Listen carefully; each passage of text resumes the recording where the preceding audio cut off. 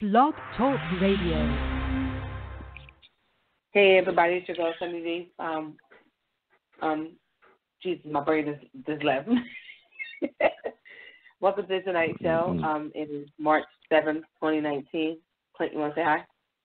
What's going on, good people? How y'all doing out there?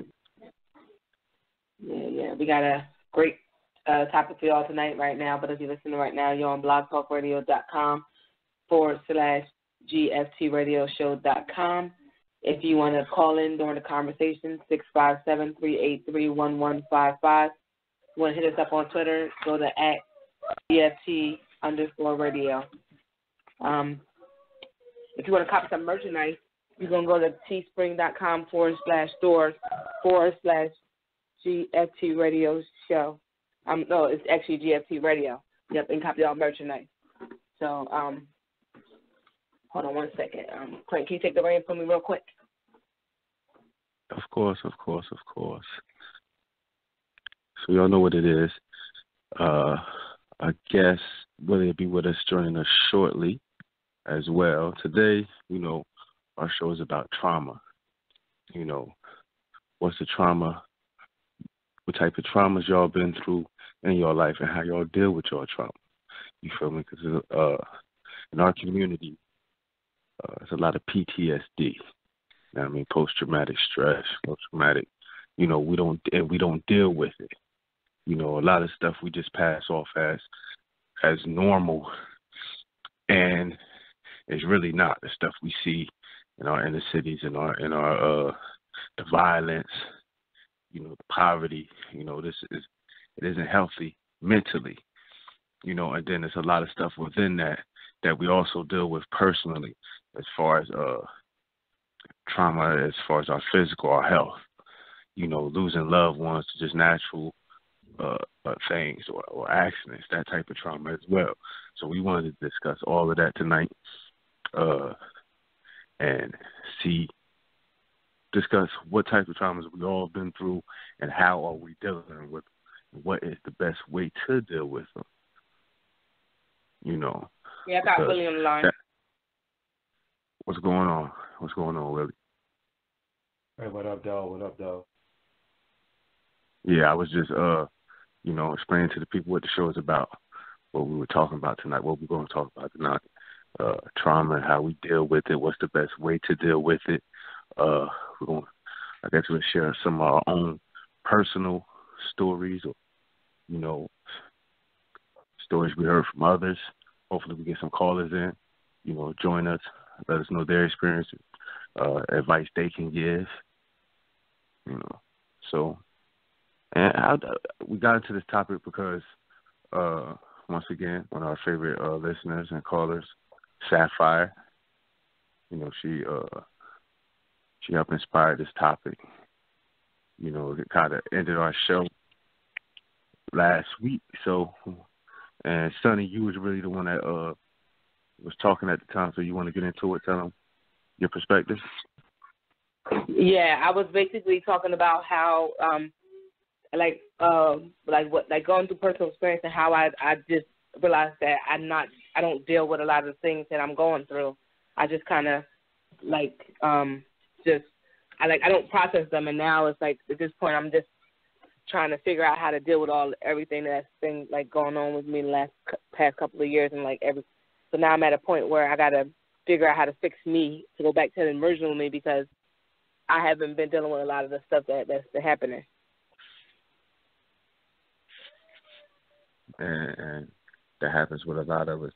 Willie, you want to chime in and give you an opening perspective? Yeah, about to say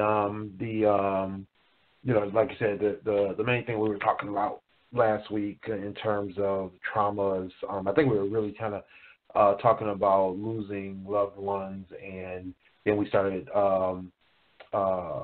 discussing this week. We were talking about all the other things that you can go through that people, don't really either know how to deal with, or they deal with in the wrong way. And I was definitely thinking about all the different ways that, things affect people. I know Sonny did a great job of outlining that information in the topic. because, I mean, there's a lot of ways, and sometimes people don't even realize, you know, how things may be affecting them in the way that they're reacting to a situation. You know, I think one of our favorite, well, not favorite just because of what's happening, but favorite things that to bring up in terms of the way things affect people is looking at, you know, my man Kanye West, right? You know, everybody or a lot of people definitely feel like the things that he's done in the last few years, the way he's reacted to situations, the way he's handled situations, that a lot of it is the result of him losing his mom. And, you know, a lot of us, you know, I know Sonny was kind of speaking on that last week, and you know, a lot of people who lose a very important person in their life, you know, they have different ways that they either react or you know, digest that, you know, that situation. And a lot of times it doesn't work out the way they plan in terms of how they handle life after that. You know what I mean? So I think, you know, it's important for people to recognize when those traumatic experiences or those great losses for them affect their day-to-day mindset, their the way that they work, the way that they move, the way that they do things, and, you know, start to either deal with the hurt or deal with the loss so that way they can move forward. Or, you know, one thing I've been noticing out like in Twitter and Instagram is people talking about great losses, either losing parents or losing children, and, you know, and they just describe this feeling of loss that you can never get over. And, you know, and you know, no one's forcing anybody to get over a situation like that, but, you know, there's things that you have to do to move forward. You know what I mean? Yeah. Because you can easily get stuck in that mindset of the loss and get stuck in the hurt of it, you know, the pain, the depression, you know. You see people kind of fall into that depression over holidays or birthdays of the person they lost and things of that nature, situations that make them remember events about that person. You'll see them fall into that depression or fall into that solitude or whatever the case may be. And, you know, and that's okay. You know, things like that happen. You get that feeling, but if you know how to get in and out of that, so that way you can move on and have a productive, you know, a productive life or a productive situation. So then that way you're not stuck in that same space. You know, that's what's important about, you know, recognizing that. And I think definitely like I think that definitely people get stuck in that feeling of the rest and stuff. Like even today is one of my good friends that got killed. Today's his birthday. Every year I feel like it's just sad because like you celebrate his life because it's another year that he would have been on this earth, and it's kind of like a catch-22 because you got all these good memories, but at the same time that person is not here. So like I think every year we kind of get into like, yeah, oh my God, this person was this type of person, and then after a while you think about it, like they're not here anymore. So it's some people, like it's like a constant reminder that person is not. Like they always say, they live on through your memories, but like your memories are like this, like because you don't understand why they couldn't be here. Mm-hmm. And like I think and then I think like it's a lot of people that I've noticed like even like now I feel like there's a lot of people that I know that do the same thing I do. They don't deal with stuff. They're like it's there, it's a reminder, but they kind of like really don't like deal with it, whether it's crying. And I had a discussion with somebody today about it, and I said, and like they didn't really understand what I meant by not dealing with it. And it's like I'm the type of person that for the longest I always kept my feelings in check for the most part. Like I was considered like people, I'll come up to the point where it's almost like I didn't care, but I really did. Internally, I cared. It mattered. But outwardly, I felt like crying was a weakness, so therefore you wouldn't really see me cry. So, like, when you get to the point where you have to be okay to cry, you have to be it's okay to be sad, because you always like everybody always tell you to be strong, like be strong, but sometimes you just really can't be, like, or or do you get to the mindset where you always have to be strong, so if you're not being strong by like keeping it together, then you're considered weak, and that's how I've been for the better part of my life, like. That's just how I've been. I'm like, I can't show weakness because it's like I always got to be strong. And then as you get to the point where, like, when can you just be dealing with stuff? And so, like, that's why I'm at the point where I'm at now, because I've been strong for 35 years. I can't do it. Like, I have to be able to be upset. I should be able to be comfortable with just crying and everybody like, oh my God, like, calm down, like, relax, or, it's okay, be strong. Like, I've been that way for 35 years. I can't. Like, at some point, you have to be able to let them emotions out, because at that point it's just building and building and building, and now you get somebody that's emotionally, like, their cup is running over, so they're crying at every little thing upsets them, every little thing, like, you either, like, whether it's crying, anger, different bouts of depression, like all that. And people, like, always say, well, be even currently, be strong. And it's like, what? Like I'm being vocal because I'm trying to move past it. I'm not, like, it's like, hold it in. Don't let people, I can't tell people certain. Like, what am I supposed to do? I've been holding it in. I've been not telling people. And now I'm at the point where I can't. I can't. And I think people are like, I get it, because you want somebody to be cheerful, you want somebody to be happy, but at the same time, you have to allow people to be able to go through the motions. And I think a lot of people don't do that because they want to put that Band-Aid on. Well, I think a lot of people don't realize that there's stages to grief, or there are stages to coping, and ways of dealing with the trauma or the issues that they're going through. And no matter what it is, there's different stages you go through in order to deal with it, so that way, by the time you get to the last stage or close to the last stage, you can feel more normalized, right? Like you said, being strong is the thing that people want you to be, but they don't really know how to tell you what they mean, and they don't really know what that means. You know what I mean? They say it because it's something that was probably said to them. But a lot of people don't really realize that there's different stages to dealing with the traumas, and then there's different things that you just really have to go through in order to move forward and move past that kind of hurt in your life, and be able to normalize something.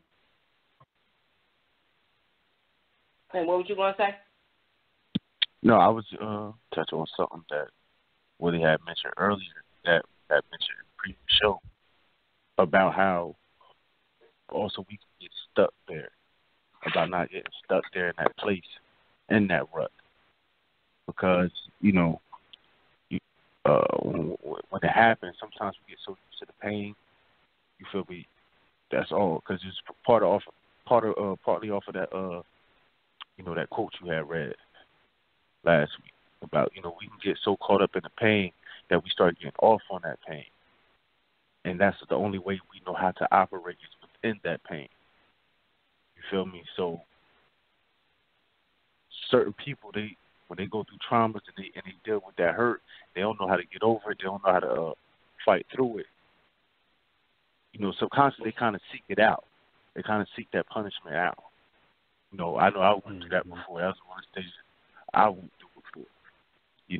When you're dealing with something that hurts so bad that, you get so caught up in it, you get so wrapped up in it, that's all you know. And then when you start experiencing something counter to that, it feels odd. You feel me? So you get nervous when things are going well. And sometimes you self-sabotage certain situations because all you know is pain, all you know is trauma. So if there's anything that's happening that is opposite or contradicts that, you know, it feels funny. It feels weird. You know, I know that's one of the stages I've been through before personally, and I've seen other people do it, that they get so caught up in it, they don't know how to get out of it. You know, they end up fighting and hurting themselves even more because they're not dealing with it properly. You feel me? They holding on to it. They done got lost within it, and it's easy to get lost within that hurt, within that pain. You know, and I also want to speak about how, you know, how interesting it is when you experience something. Say if you experience something that hurts your perspective, hurts your mind, hurts your spirit, or something that it can affect you. When you're not dealing with that, it can affect you physically, to where you will really start having physical symptoms wrong with you because of the stress and the worry or whatever have you that you're not dealing with. It can manifest itself, that pain can manifest itself through physical ailments. And then also on the flip side of that is how when you're dealing with physical ailments, something that just pop up or unexpected, you know, sickness or unexpected injury, accident, whatever, you feel me, how dealing with that can affect you mentally. You know, how everything is just, it's a balance. And how everything's, you know, that synergy, that if you're off physically, it can affect you mentally. If you're off mentally, it can affect you physically. But dealing with it and trying to work through it and figuring out a way to deal with it the best way is key. But, you know, sometimes we don't know how. Yeah, the one thing, you know, I wanted to, I didn't want to jump into it this quick, but I kind of wanted to just, you know, put out there is that, you know, one thing that's kind of important that people have to realize is that sometimes you do need to seek help. Sometimes you do need to seek some type of therapeutic process in order to get a full view of what you're going through. And I think that, you know, either doing some kind of research or going to a therapist really does help, because a lot of times they can kind of give you some tools to use in order to learn how to cope or in order to learn how to move forward in your life when you're dealing with things that you may have either pushed to the side or you're trying to suppress it, but it's coming out in different ways, the wrong ways, you know, be it negative, negative attention-getting actions, or, you know, blowing up at people, or just, you know, shutting down when other things go wrong.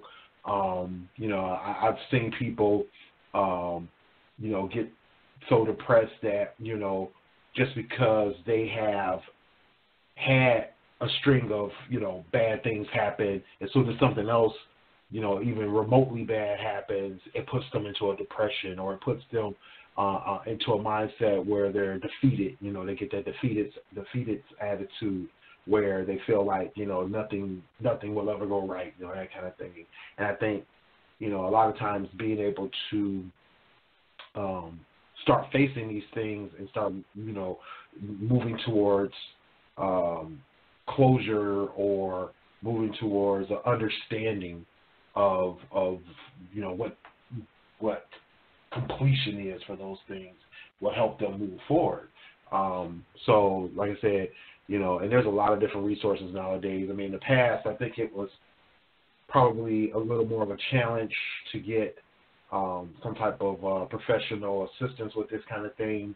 And, you know, between the internet and just the fact that a lot of businesses, you know, so, you know, a lot of jobs will have, you know, mental health and social health resources out there that'll help you get through these kind of things. Reach out and seek those resources, especially because a lot of them are either included in your health insurance or they're, you know, low cost and that kind of thing, and it can be essential to the healing process. You know, like I said, even if you feel like you want to just understand some ways of dealing with things. There's a lot of resources out there that kind of give you some steps and some information, some guidance. They'll still push you towards seeking therapeutic processes and things, but it's still there's ways of getting the information you need and getting on the right track to moving forward. Yeah, I know my job has a program that you can refer employees to, depending on what's going on with them, to get them the help that they need. But I definitely agree. When you recognize the signs within yourself, you definitely should be seeking some type of help. Exactly. Okay. Hello? Yes, I'm still here. Hello? Oh, I sound like something was dead. But, yeah, I know with me, my trauma was physical. We all have, pretty sure all of us lost loved ones. But the most severe trauma to me personally has been physical. And it affected my day-to-day lives. It affected the choices I made. You feel me? I was making choices and doing things counter to what I know should be done just because of what I was going through physically. And I was letting that, it was put me in a real bad situation, and I was allowing it, because it's one thing, like it's hard to adjust to when you're able to move a certain way and you're used to doing things a certain way, just getting up and going, you feel me, being on the move, you feel me, like to where you just can't do that no more. You know what I mean? Mm-hmm. That's trauma, to where you just can't do that no more. And then, you try to fight against it. Before you even get to the stage of acceptance, and, you're in that denial stage, and it's like, nah, this can't be real. Just for the moment. I bounce back. This just for the moment. So then you try to, get back to your routine and what you usually do, and you just can't do it. It ain't the same. You feel me? It's draining. So now you're like, damn. You feel me? Like, how do I maneuver now? So now you have no choice but to accept it. You feel me? But to accept the situation. Now, once you accept it, that doesn't mean, okay, you're going to try to figure out what. Once you accept it, you can go the whole opposite way. You can let it destroy you, or you can let it help you build more character. You know what I mean? And at first, it was destroying me because even though I accepted it, I didn't want to deal with it. Mm-hmm. You feel me? That's a whole other issue. Yeah. You feel me? It's not, I ain't denying it no more. You accept it. You like, you don't want to deal with it. You like, fuck it. Like, it's going to be what it's going to be. And that's really just fear. That ain't strength. That's all that is fear. When you don't want to do it, you don't want to face it. You feel me? You accept it, but you don't want to face it. You don't really want to accept the challenge to, to fight it, to combat it. Then when you get to that stage, you feel me? That's another hard stage because then you're going to run into a lot of dead ends. You're going to run into a lot of bad news. You feel me? You got to accept that bad news. So I was wondering or thinking about, do you think people who go through these, issues and they have these underlying, events in their life that put them into that depression or put them into that state of mind, do you think that makes them seek out the negatives more or focus more on the negatives versus the positives? Yeah. Can I answer that? Go ahead.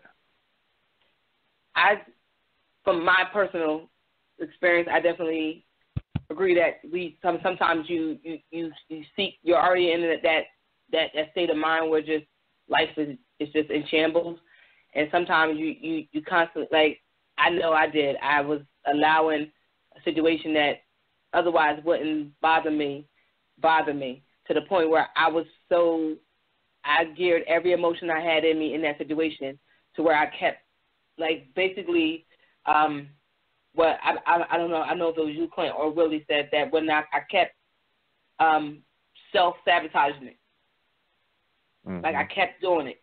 Even though that situation, like bothered me, like, I kept, like, walking into this wall. And I kept going through the feeling of being upset, hurt, depressed, like, mad, angry. Like, I was going through that, and then I finally had to get myself out of that. But at the same time, like, I think you kind of do it without realizing it, and then when you realize it, you're like, what the fuck was I doing? Like, if you realize it, like, sometimes you do it without realizing it, but sometimes when you see it yourself, you're like, wow. Like, let me not add any more, because when you to the point where you have officially broke, and you keep walking into this situation where you're going to keep being upset and go through these different emotions, you're basically adding more to yourself. Mm-hmm. And whether it's intentional or unintentional, when you realize that you have to, hopefully there's some point of you that can grab you back to, like, away from that, or pull you out of it, because you get, like Clint said, you get complacent in it, because that's, you've been feeling this way for a while, so you need to keep feeling this way, you know? Type of thing. Right. And, like, I'm talking about, I just realized this the beginning of this week. Mm-hmm. The word you used best was, and I was going to use comfortable as well. You know, the worst spot you could get in this situation is comfortable and complacent, because you're not comfortable isn't always good. Comfortable it's not going to allow you to grow. You know, and when you're put in that type of situation, you need to be uncomfortable. You need to force yourself to be uncomfortable, because whatever was comfortable wasn't working. You know what I mean? So when you ask, do we go seek out the negative? In a way, you know, we're seeking out what's comfortable, the easy way out, the easiest way to deal with it, the lowest desire. We want to satisfy that lowest desire. And sometimes that being comfortable is a detriment. That is the pain. You feel me? That is the negative. You feel me? We ain't trying to grow. We ain't trying to reach our higher self, because we can't see our higher self.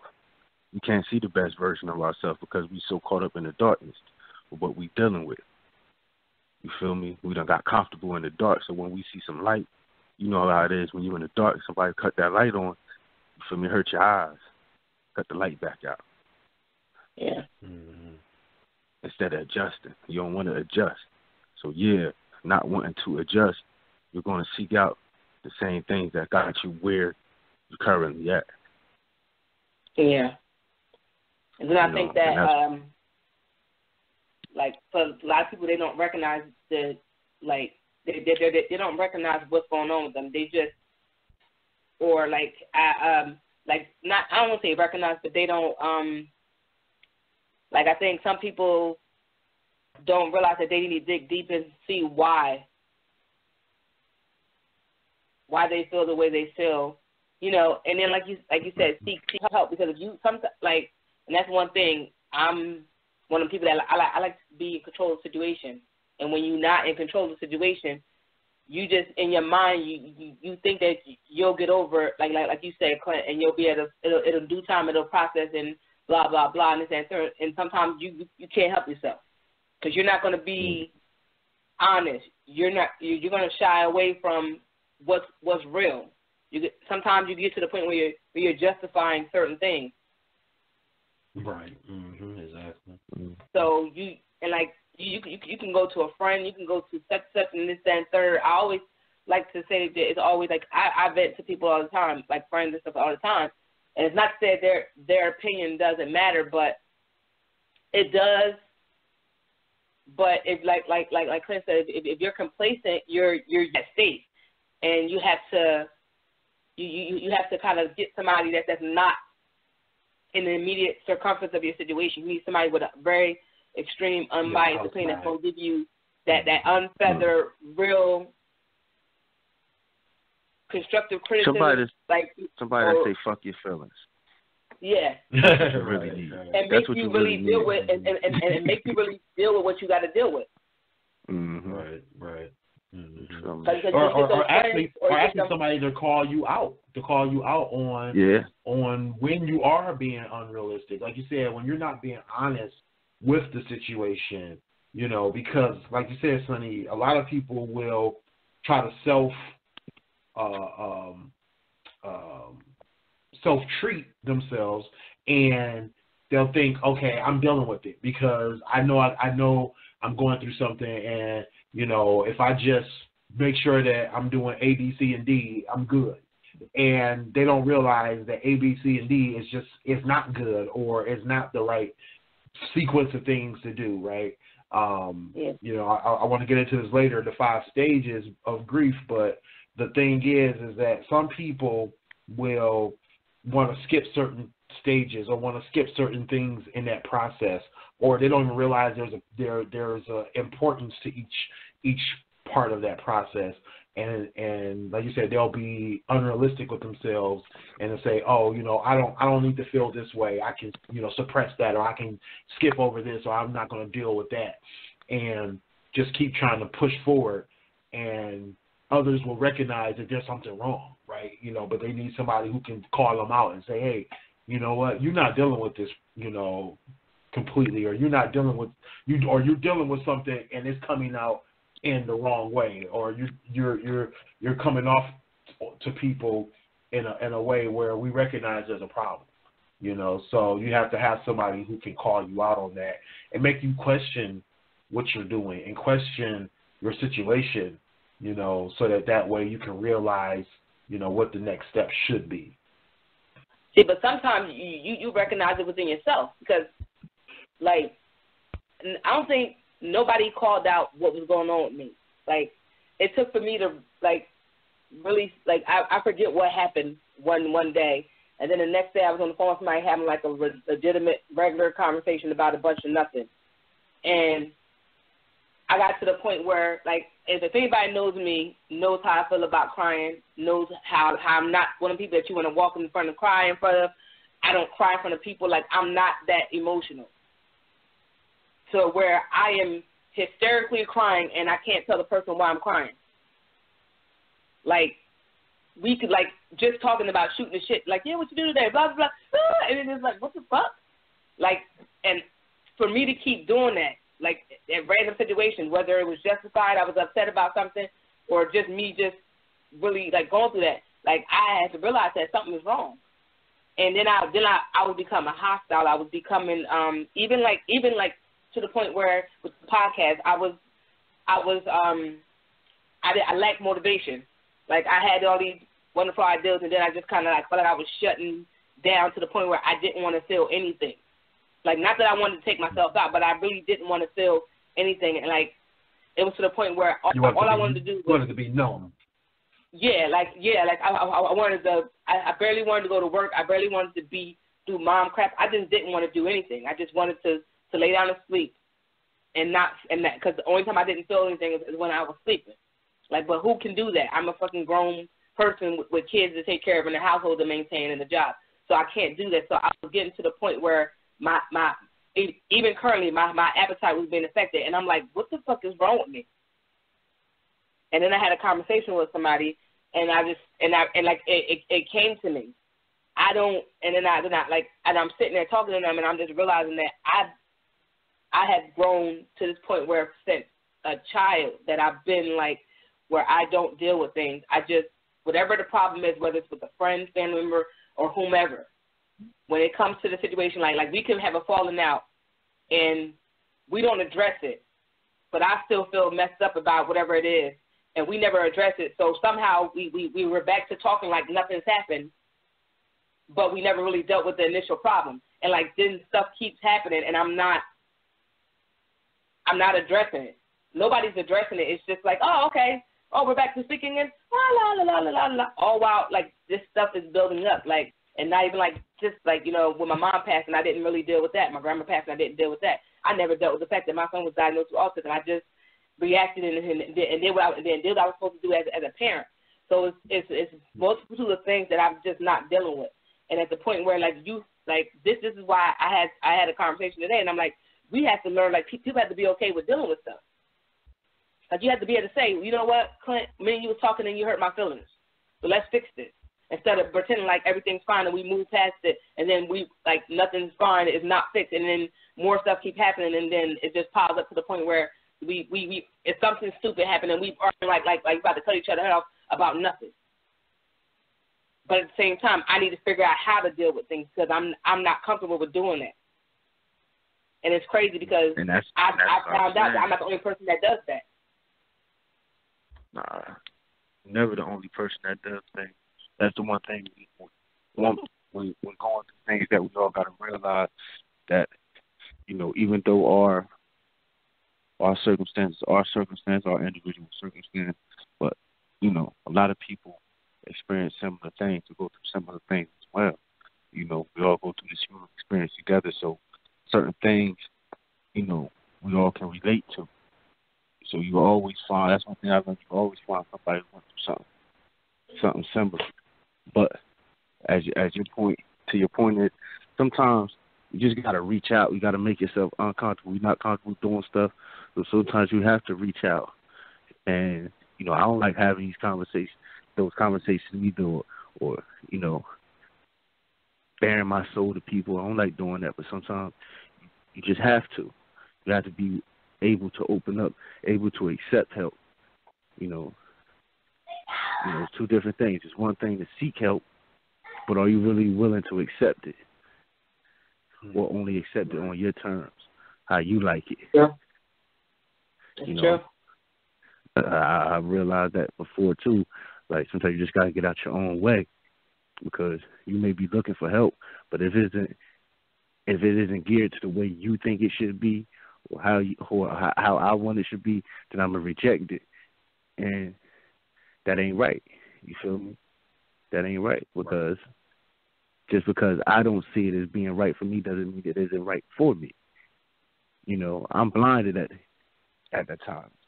You feel me? So sometimes when you're trying to see, you can't see what's good for you. You need other people to see it for you. That's why, you know, when I came home from this hospital this last time, my whole mission, and I was telling everybody, was to love harder. You know, and then right after that what happened to Daquan, him passing, you know, tragic accident, drowning, you feel me? It just reaffirmed everything that I was thinking of when I was in house. Love harder. You feel me? Be better. Reach out more. You know, people dealing with stuff. You ain't the only one dealing with, everybody dealing with stuff. You don't want it to be your last time talking to them. You feel me? Maybe you could have given them a piece of advice. Something could have, you know, I got, you know, a friend now, depressed, always talking about harming himself. This, that, and the third. You feel me? Reach out more, talk to him, spend more time with him. You know what I mean? Keep his spirits up. You know, love harder. That's you know, and it starts with yourself first. You feel me? Like exactly. You can't pour nothing from an empty cup. So love harder. That means you gotta love yourself the hardest. And I feel like when if you have that mindset, you know, you can get through any trauma. As long as you're still breathing, you can get through it. You feel me? Sure. Won't be easy. So be realistic about it, but definitely can get through any trauma, anything. And that's why I'm taking it upon myself now to reach out. If I see somebody say something that's out of character or just even look like they want somebody to say, acknowledge that they going through something. So sometimes that's all it is. Sometimes you just want to be acknowledged. Like, y'all see me going through something. Can somebody just say something? Let me know I ain't alone. You feel me? Sometimes that's all the person needs. You feel me? To get back. Just to ask them, all right, you good? How are you? You need somebody to talk to on here and have it be genuine. Right. You feel me? Be genuine with it. Don't just tell somebody, listen, you need to hear I'm here. Don't really mean it when they come calling. You know what I mean? Really be that ear. Really be that ear, and that'll help you. Yeah. Actually, I think you touched on this before, Clint, about the really be there statement, and I definitely feel you on that in terms of because people do say that a lot, right? They say, "Oh, if you need me, I'm here," and they're saying it in passing, like literally in passing, and they never reach out again, right? And not realizing that the person that's hurting is not going to reach out to you when they're hurting.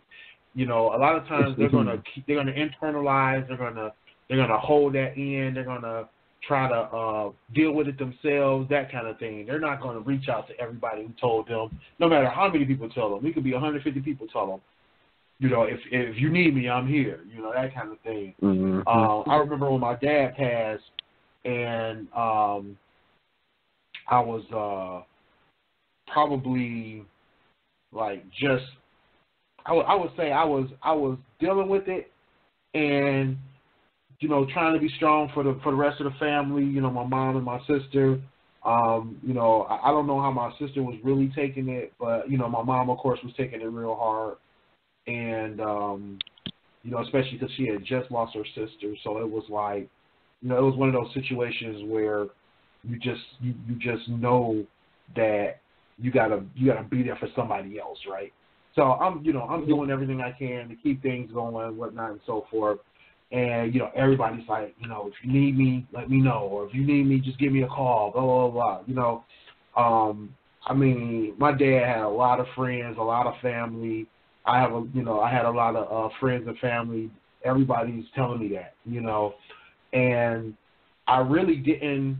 Besides like one or two people, I really didn't reach out to anybody. Even though a lot of those people, I considered them close family, or I considered them people who I normally would have talked to in certain situations, or at least would have, picked up a phone in general. But when I was in that space where it finally hit me of what I was going through and what I was feeling, I didn't really reach out to anybody. I mean, I was like, I just was internalizing it all, and I was just dealing with it all on my own.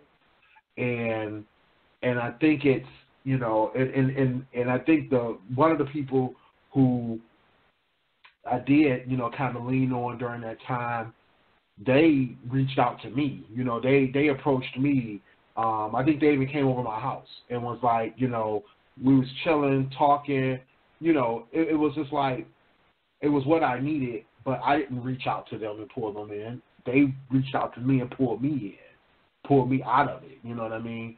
So, like you said, I think people need to realize that, if you really want to be there for somebody, you do have to really, and I didn't even think about it back then of what that meant and what that was and what that did for me.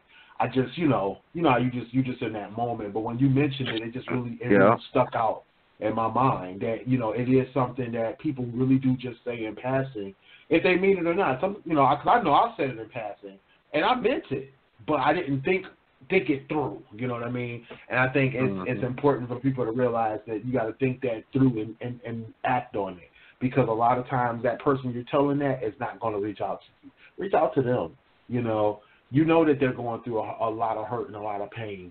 Reach out to them in a couple of days, a week, whatever it takes to give them a little space, but then also to give them that support, so that way they know that there is somebody really there for them, or that there is somebody who can really, be a sounding board.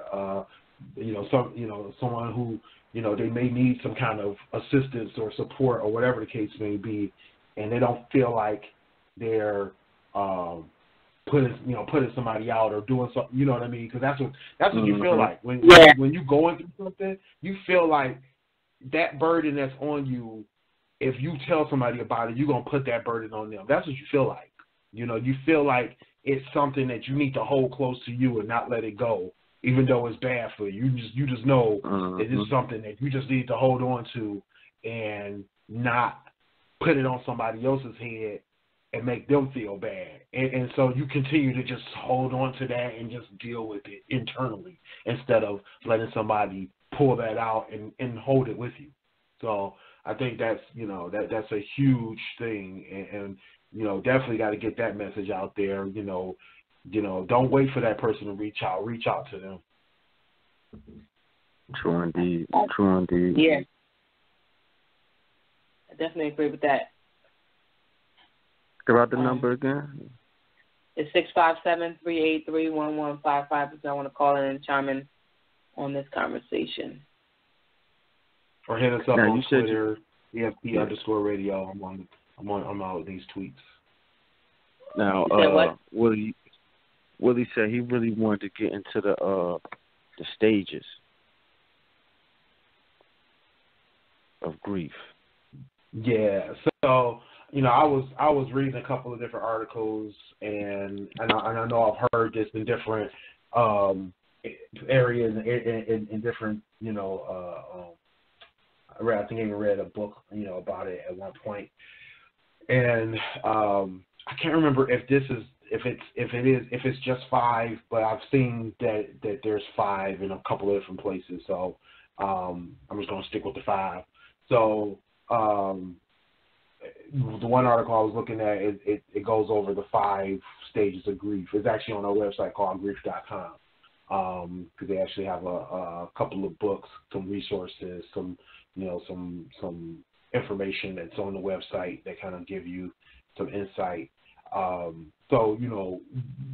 one of the things was recognizing that I was mentioning earlier was like recognizing that there are certain stages that you do need to go through, because no matter what, you're gonna feel those things, but it's either how you're gonna work with them or deal with them, or are you going to allow it to just fester and then manifest in a different way, right? In this site, it talks about, and I'll post the link on our Twitter page. It talks about the different stages. I'll just read through the actual stages, and then if we want to talk about a couple of them, I do want to talk about at least one of them or two of them that I think people like to skip over or like to get past faster than they probably really should. So the first one is denial.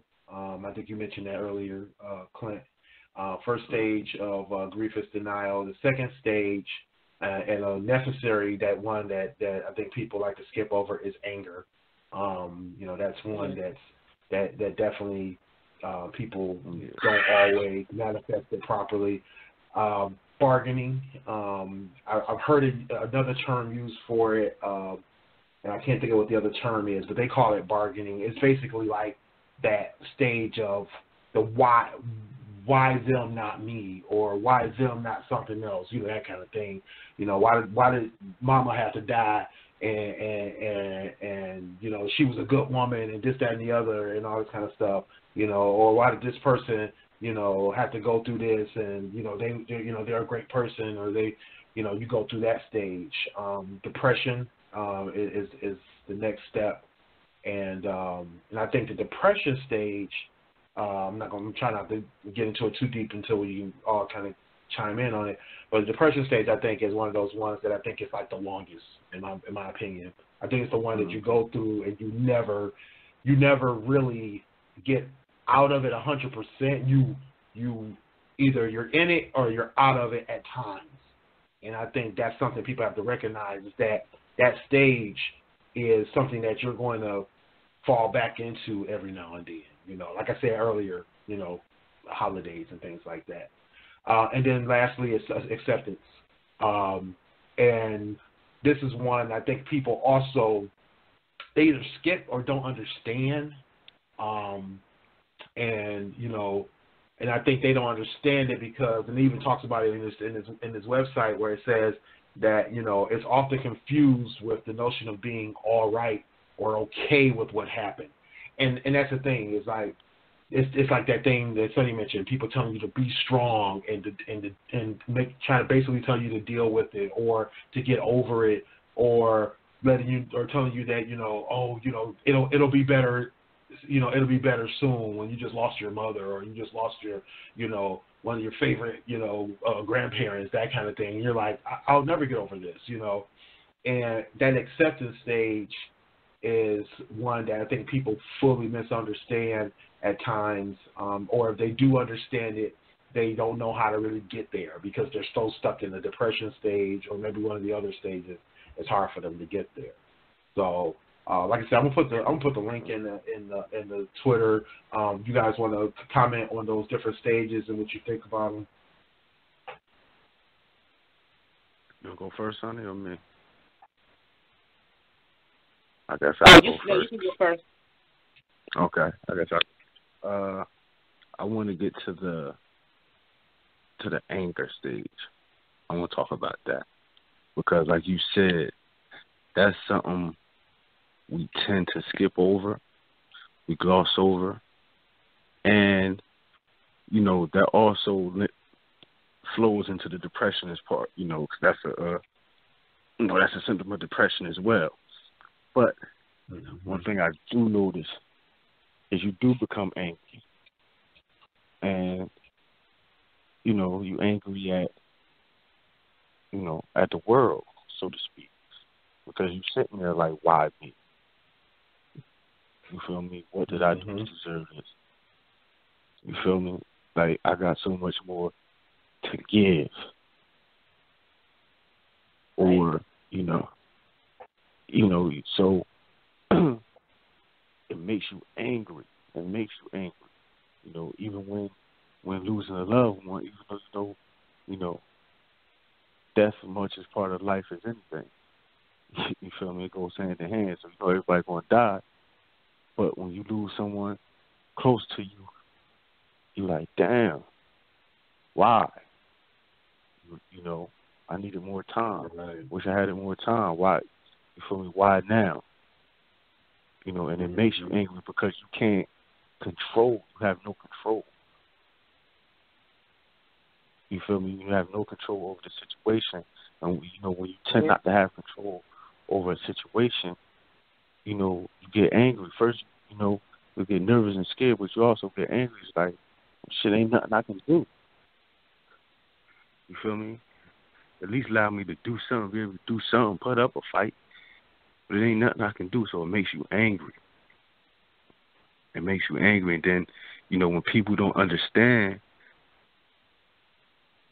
what you're going through, when you got people around you who can't empathize with what you're going through as well, that makes you angry as well, because it's like, all right, I can't talk to nobody, because we always talk about going to find somebody. We also got to find the right person to talk to, because if we go seeking out help from people who've never experienced nothing or doesn't know how to deal with those experiences themselves, you feel me? We hurting ourselves, and that can become frustrating. Because I do have friends who will flat out tell you they don't know how to deal with situations like that, so they avoid them. You know, and that kind of sets me aback. That kind of, because it's like, all right, well, how much can I rely on you in a critical situation if you're trying to avoid them? You feel me? So that, you know, that'll make you angry, because then them be the same people trying to give you advice on something. It's like, bro, like, how can you give me advice when the situation come up? I know you're not even going to be able to deal with it yourself. Yeah. Right. Or you never been through it, so you don't understand the feeling. So Yeah. Sometimes you're not going to have the words, even though you want to say something. Sometimes you're not going to have the words to be able to comfort somebody because you never experienced that. So you can't really relate. Yeah. Like, I was having a friend tell me, you know, it's like one of our friends was depressed, and he was telling her, he was like, man, he just think negative all the time. Like, he should think more positive. Like, when you feel me? And I looked at him, I was like, bro, you feel me? If it was that simple, nobody would be depressed. You feel me? Like, if you say just think happy thoughts, it's going to do it. You know what I mean? Like, that's a part of it. Like, all right, yeah, you want to think happy thoughts, but if you just think, you know what I mean? Sometimes, like Willie mentioned earlier, sometimes you're depressed and you don't even know it. Right. You feel me? Like, you don't even know it. And then when it finally hits you and that all that pressure hits you, and then it's like, it's a feeling of you know what I mean? You just can't explain it if you've never been through it. So to tell somebody just, all right, man, you got to start thinking happy, start thinking more positive thoughts, like, it's deeper than that. It's deeper than that. You feel me? So, you feel me? That's letting me know, like, you don't understand. You feel me? You think you do, but you're telling me, but by your advice, I can see you don't get it. There's nothing wrong with that. There's nothing wrong with you. It's just that you don't understand this particular issue. So it's okay for you to fall back, but don't make it seem like it's something wrong with me. That's what people do when they can't grasp something. They can't grasp the concept of you just not being in your right state of mind. You feel me? Like, don't make it worse because you don't understand. You making me feel even worse. You know what I mean? Yeah. Or making that person feel even worse because you don't understand. Instead of just stating it clearly that you don't understand, you're not qualified to have this conversation. Yeah. That'll piss you off. Yeah. That'll piss you off. And you know what's funny too, Clint? It made me think of the quote I put up on Instagram and Facebook. I put, if you know someone who's depressed, please resolve never to ask them why. Depression is not a straightforward response to a bad situation. Depression is just like the weather, because it's true. Like, and I'm reading the stages, and I think at this point I'm in the depressed state with just stuff that's been going, like everything that I've been dealing with. I think I'm at this point depressed because I was angry. Even I didn't realize it then what it was. I just was like, every little thing was, I would just go to the 10th power, and I would have to literally catch myself because I was so angry and hostile. It was crazy. But I think that the depression is, for me, is the heavy hitter because, like as we said throughout the night, you can wallow in that situation. Sometimes you can be I think Willie said it, when you're depressed and you don't really realize what's going on, or I think it was Clint, but your body is going through everything. Like you start having these physical ailments, and you can't understand why you like the way you are, or like why you sick, like to the point where like all this stuff is happening, like sudden weight loss because now you're not eating, but you don't even realize that you're not really eating normally. You know what I'm saying? Your body is reacting to you being in that state of depression, whether or not you are showing it outwardly. Like your body is screaming like something's wrong. So I think that people like when it's like that and you can't identify it or you don't realize it until like after the fact, that's a major thing, because when you get depressed, you can go like, it can go left very, very quickly. This is how people end up committing suicide, or doing stuff that doing impulsive things that they can't fix once it's done, because you so stuck in that situation. So I think that one is a big one, but if you don't recognize it in enough time, that you could really go down from there. Yeah, very true. What was one of the other ones you said? Bargaining. Explain that to me again. Yeah, bargaining. Yeah, so the bargaining is when you go through that stage of feeling like the why them or the why me, and you wanna like you might feel guilt over something that's happening, thinking that it's happening because of something you did, or you might feel that that God isn't being fair because your mother is passing, or some, a child is passed, that kind of thing. You're in that bargaining stage where, there's like I said, I remember reading another. It's like they're trying to rationalize. Over there. Yeah, it's trying to rationalize. There you go. Thank you. Yeah, they're trying to rationalize. And not in a good way, right? They're like, it's almost a state of depression, and it's almost not a reverse anger, but like a different type of anger, where you're like, you just want to be able to do something about it, about the situation. When it's unrealistic that you can do anything about the situation, you know what I mean? So, in terms of I've definitely been there. Yeah, I've definitely been there. Yeah. Well, to all those listeners out there, we are officially in the after show.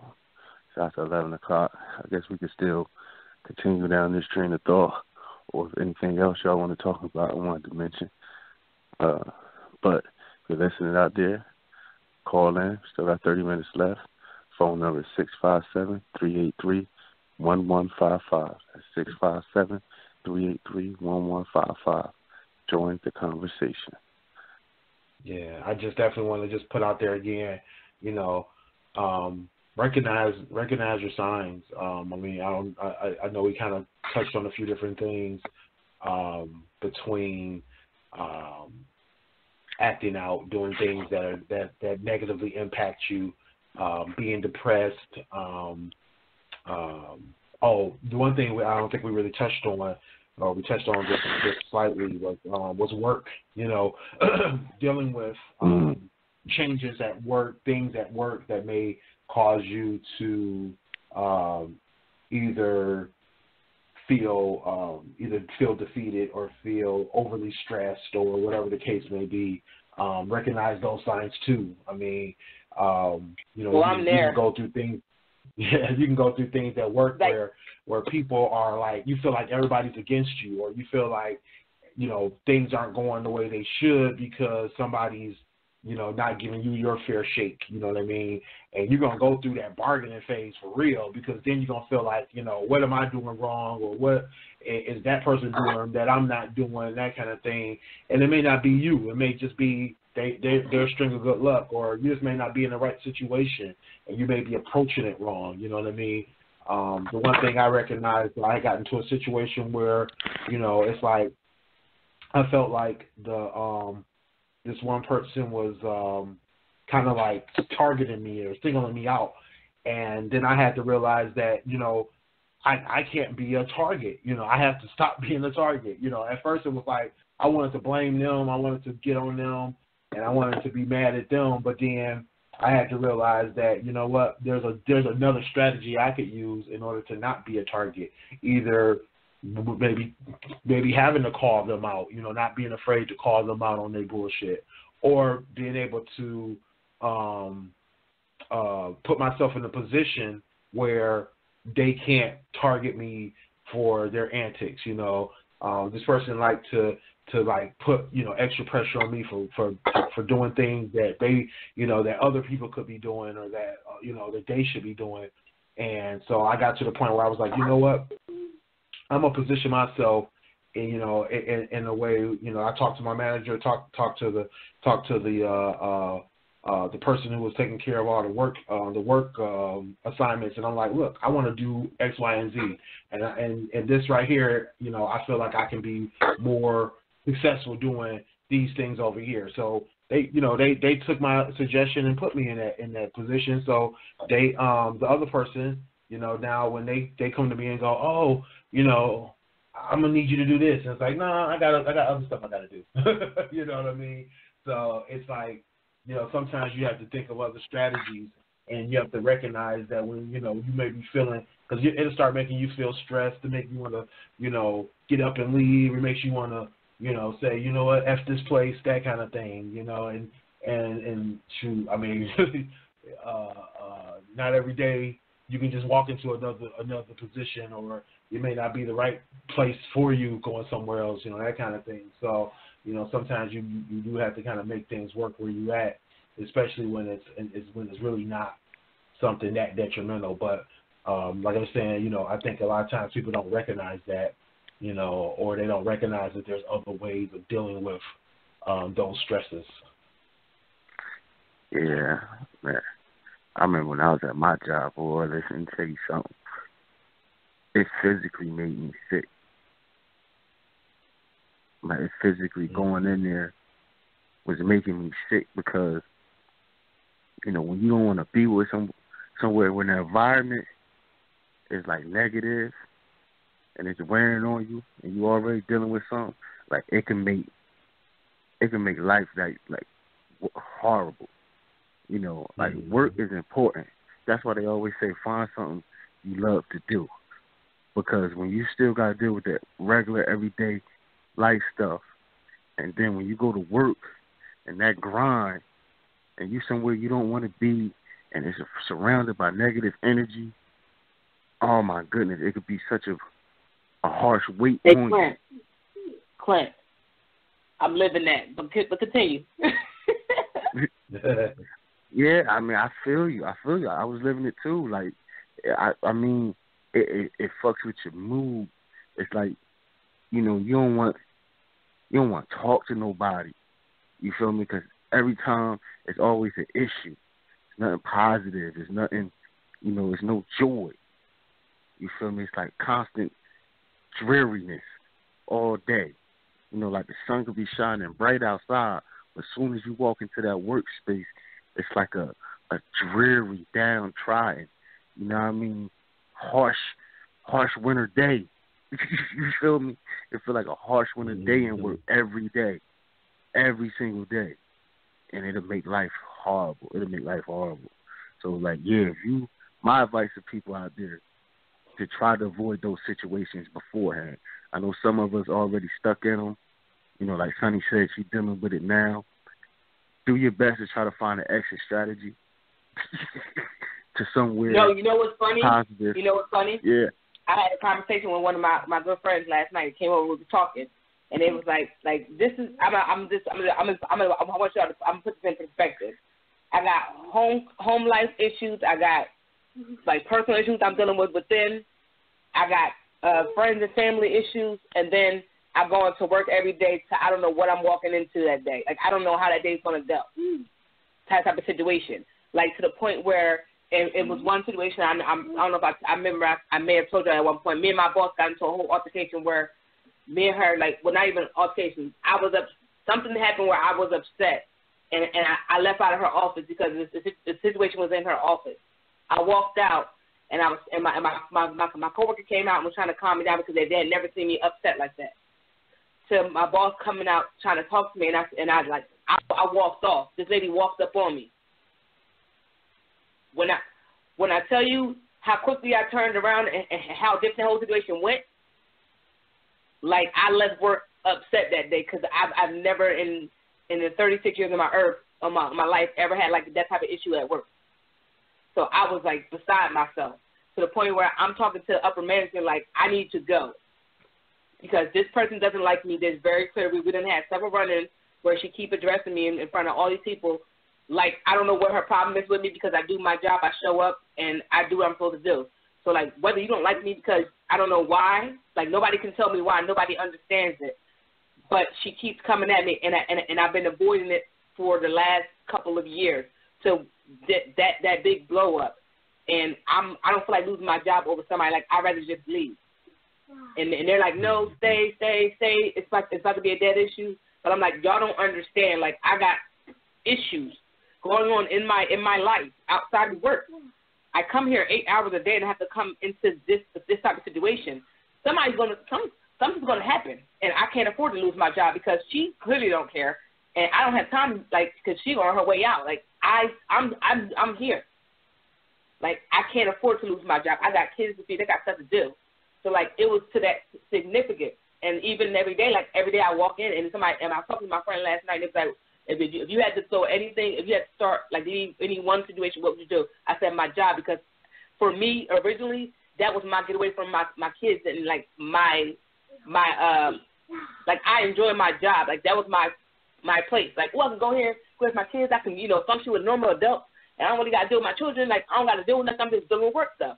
Now, work is not fun for me anymore. Like, I get it full circle. I got to come home. Like, work is first of all, my job is already an emotional job because of the stuff that I do on my job every day. So I'm already dealing with people and their emotions.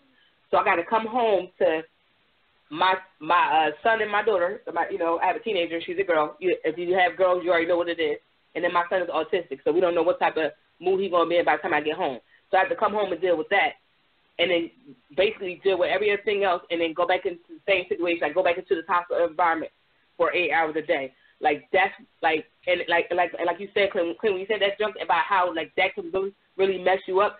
You are at your work more than you at home, for the most part. Mm-hmm. If you can't even be happy at work, that is a problem.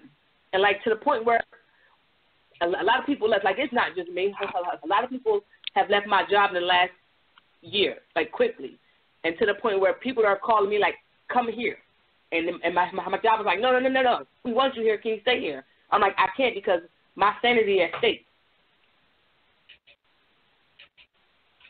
Like y'all need to understand that. Like I'm telling everybody that. Like not just work, home, everybody. Like my sanity is at stake right now, and I don't have the luxury to deal with any added stuff. So I need everybody to understand what I'm saying to you and leave me the hell alone because I don't need it. Like I'm at the point. Like yesterday, I went to a meeting.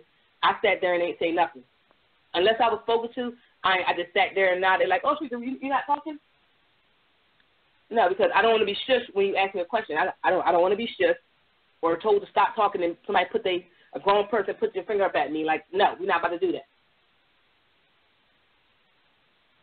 So, like that is seriously a thing that you have to kind of take in consideration about where you work and like just like no person should cost you your job except for like unless you just don't give a fuck. But like you have to be comfortable and okay with going into work every day because that's your money. Like you have to sit there longer than you sit in your own house. So like it's crazy to feel like I don't like Clint said, out of all the stuff you got going, you got to go to work and deal with bullshit. Like no, I don't want to sign up for that. You know what? And I think a couple things need to happen. That's a whole nother topic within itself.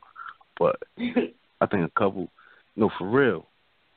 I'm glad Willie brought that up because I also believe that should be stressed more growing up within the home and within school. You feel me? Like we always talk about money, but we never talk about mental wealth and working somewhere where you happy. You feel me? Because we all know people making money still stress the hell out more than anything. You feel me? Don't enjoy life. You know what I mean? You feel me? Because they're doing a job that they just hate. They just hate, or they're in a field where their passion really don't lie. So, I think growing up, we should teach kids in the home and in school. We should stress it more in school and in the home. Follow your passion. Follow what makes you happy. Turn your hobby into a hustle, to a business. Something like that, because too many people are at jobs that they just hate. They just hate, and it's making their home life miserable, making your family miserable because you're miserable. And to those adults that's already out there, especially when you got responsibility, trust me, I already know how hard it is just to stop something and switch. But slowly but surely you can transition into something else. You just got to come up with a game plan, transition to something that'll make you more happier. I ain't saying go out there and quit your job tomorrow. You feel me? But figure out a way to where... Put the applications in. Yeah. Put them applications in. If you got to learn a trade, you feel me? If you got to go to school part-time to do what you want, do it. Do it. You feel me? It's worth it. Your mental health is worth it. You feel me? Because ain't nothing worse than going somewhere You know what I mean? It's like, oh man, like you make everybody around you miserable. I'm telling you. You make everybody around you miserable going somewhere to work, and you know damn well you don't want to be there. Then you got to come home to this bullshit. Like, nah. Like, nah. These do something in life that you love. You feel me? And if you can't quit your job, or if you can't find a hobby on the side. You feel me? That's another thing people stop doing. I know it's a lot of people don't got hobbies. They ain't working and just coming home. I mean, their hobby is partying, getting drunk, and all that. You feel me? Like people don't really got no productive hobbies no more. So you got to be careful with that too. When you in that type of state of mind where you're going through a lot of stuff, you have to be mindful that not to get not because that's how you can get sucked into addictive behaviors. Like if you stressed out and then you just start drinking all the time because to deal with your stress and stuff. Like I mean, I do it sometimes. Like sometimes I just want to drink and just relax and not think about stuff and just kind of get lost in that. But to some people do it to the point where they develop that addictive pattern. Yeah. Change from gardening, exercise regimen. You feel me? Something in sports. Do something. You know, you like to go to museums. You like whatever you like to do. Find something. You feel me? Find a hobby that's productive on the side. Because you stuck at a job. I'm telling you, boy, listen, that thing will wear on you. It'll wear on you. You feel me? I know, boy. I had a friend. He just quit his job because, you know, he was like, bro, when I first started, well, he got fired actually, but he was so happy he got fired because he didn't want to quit. You know, right. I mean? Some people in situations where like, I don't want to quit. I'd rather get fired. You know, because they moved down unemployment. Like, okay. Yeah. Because he's like, when he first started the job, you know, it was a joy. He couldn't wait to wake up. He couldn't wait to get there. You know what I mean?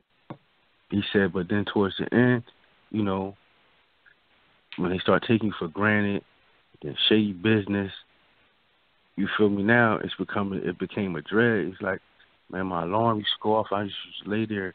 I just look at it. And it's like, man, do I really want to go in there and deal with this bullshit for these, you know what I mean, for what he was getting paid, $11 an hour? Supposed to have to get a promotion. He got these certifications. They didn't even give him his raises. So now it's like now you're frustrated. You feel me? Now you're going to you like, all right, what's happening with this, that, and the third? And they give you the runaround, but they still want you to do all this extra work. You feel me? Then you got to do, we all know about work politics. You got to deal with that. It's like it become a burden. It become a burden, man. It become a real burden. It's like, oh, man. You know, like he said, he ain't want to quit. But he was so happy when, you know what I mean, they got rid of him. It's like, man, thank y'all. Feel me? Now I got to read. For real, because sometimes it be that way. You know, he just had himself in a position to where, you know, financially, you know, even if the unemployment don't come through, he all right for the time being. You feel me? He good. You know, everybody ain't in that situation. You know, everybody, you feel me? Some people literally living check to check. Behind check. You feel me? They ain't even living check to check. They behind a couple checks. Yeah. You feel me? He was just so happy to be in a position where he is ahead a little bit so he can stand it. But, you know, until he finds something better. But when you stuck in them situations, man, that's stressful. That's stressful. Yeah, it's like that exercises you really don't need, but always get. You go to the bathroom, you try to hide in the bathroom from everybody. That used to be my safe spot. Right. I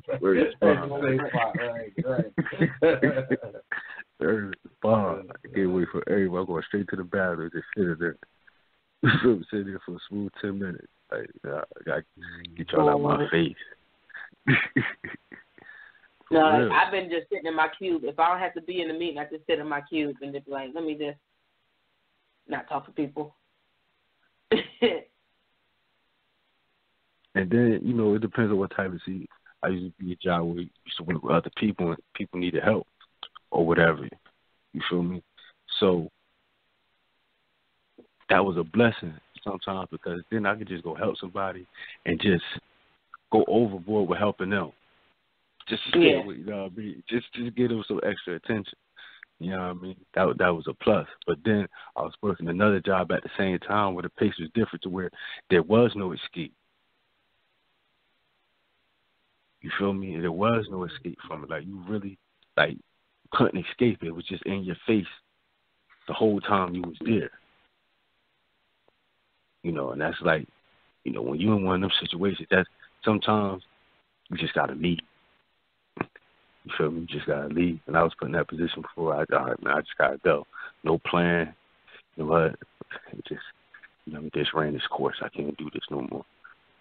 Hurt somebody. I walked out. I walked out on the job before when I was working at a daycare because the lady was being really. She was not. For her to be a boss, she wasn't doing her job properly, and I think that one day she walked in there and screamed on me in front of all the kids, and I walked out. I was like, "Yeah, I'm out of here," because you gonna make me put my hands on you, so I'm gonna need to go. So before we go, we got 10 minutes left. So less than 10 minutes left. I want to, because it's been hilarious. I wanted to touch on the Gayle King and R. Kelly interview. Oh yeah, I didn't even watch that. I didn't watch it. No, I didn't watch it. You watch it, Willie? No, I just saw a video meme about it. So yeah, I see a snippet of him going off and not really saying that they actually underage girls, and he's talking about how that he got he got off on that one. Like, I saw like little bits and pieces of it, but I haven't sat down. I actually was gonna wait to this weekend to kind of watch the whole thing. He made himself look crazy in that. He really made himself look crazy. So like he even said, you know, y'all go on my IG. All the people out there listening to King Street 609. Y'all go to my IG page. I post a bunch of videos, jokes, and memes of it. But, you know, he was saying something about how the parents sold their kids to him. How the two girls, they both his girlfriends, and, you know, that's how they live in it. And, like, as long as they're legal, you feel me? Like, he was just sounding kind of crazy throughout the interview. You feel me? And, like, if I was his lawyers, I don't even know who his lawyers is because they should be fired for allowing him to even do that. His team shouldn't even. Oh, for them. Yeah, his team shouldn't even allow him to get on there. They were comparing. They were comparing. I know I saw a meme where they had him alongside the Jussie Smollett, the interview. Mm-hmm. I was like, y'all doing too much. Like, the memes are hilarious, or like the voiceovers of him, like ranting and stuff. Yeah. And this one is another thing. It's something serious. I need people, especially all you black militant people out here, you who super overconscious that y'all super stupid. You feel me? Like y'all pissing me the fuck off. Y'all talk about, oh, y'all crucifying him, but what about all the white dudes who, like, man, shut the fuck up. Can I get an amen? That's our problem right there. That's our problem right there because we so worried about what they doing. And one dude, know what I mean? Brother I really respect, his name Reza Islam, be on IG. You know, he got a whole bunch of followers. He be out there. You know, he from the Nation of Islam. And he was saying, but, you know, the man going to jail, you know, why we got to kick him when he down? My thing was, he's like, we the only people that do that, blah, blah, blah. Like, the hell with that. We should have hung his ass for doing that. We should have been held him accountable and never allowed the white people to get their hands on him because we should have did that. You feel me? We we so caught up in, well, they ain't doing this to the, like, why are we worried about how they take care of their own or how they chastise their own? Yes. You know they style. You know how they gonna move. So why do we even give a fuck? What does that have to do with us cleaning out our closet, throwing out our trash? You feel me? R. Kelly is our trash that we supposed to have put out a long, long time ago, and we didn't. Exactly. So now the things come to rules. You feel me? Like, it's the time, and we on his ass. Don't miss me with that, oh, no, I mean, it's just the propaganda. Like, no, he wrong. He wrong. That's one of the most foulest things you can do is molest and do that to young girls. And I mean, like, at the end of the day, I don't care if the 95% of those women are lying. We know for a fact he did some foul shit to a couple. To one particularly. We seen the video. And that's all we should have had to see. He should have been off with his head then. Like, what are y'all talking about out there? Like, I don't understand y'all. I see those posts all day, and it's crazy to me because they always say, well, what about this person? What about this person? At the end of the day, all of them, anybody that does that, period, should be, in my opinion, castrated and fucking thrown in the goddamn jail. So it don't matter what color they are. It's all wrong. And regardless of is it right now, we dealing with him. The other ones will eventually, or whatever the case may be, they will be dealt with because they put like, they had all this meme where they had him, Jesse Smollett, and Bill Cosby, and they were like, well, another black man down. And it's like, what the, like, don't, they did that to themselves. Their actions are the reason that they're in trouble. Nobody told them to do it. They chose to do what they did, and now you're getting in trouble for it. Don't fucking do shit that you don't want to get in trouble for. Exactly. Exactly. If you fuck up, guess what? We're gonna call you out. Yeah, I mean, we can't be giving people a pass just because they black or just because like you said, Clint, just because the other ones don't, ain't taking care of their business. That has nothing to do with us. We need to hold people accountable. Everybody needs to be held accountable one way or another. But we can't be giving people passes like, oh well, such and such is doing it, so I guess we should let them do it. No, that's ridiculous. That's completely ridiculous.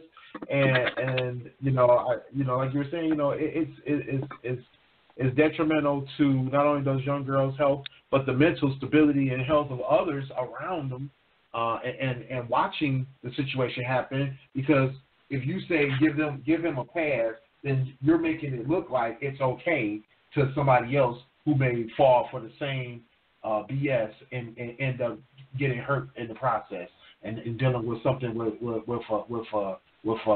a B. Kelly or somebody else. Because it ain't just R. Kelly out here doing it. It's a lot of other people doing it too.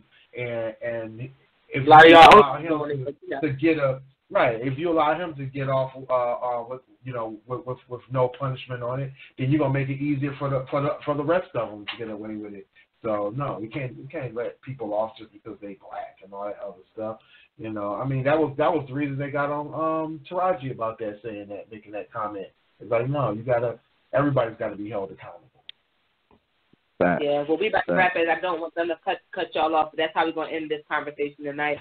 Thank y'all for listening tonight. Y'all want to give out your info? Y'all know what it is. Like I said, hit me up on my IG, A King's Truth 609, Twitter at East Trenton Groovy, and my blog akingstruth.com.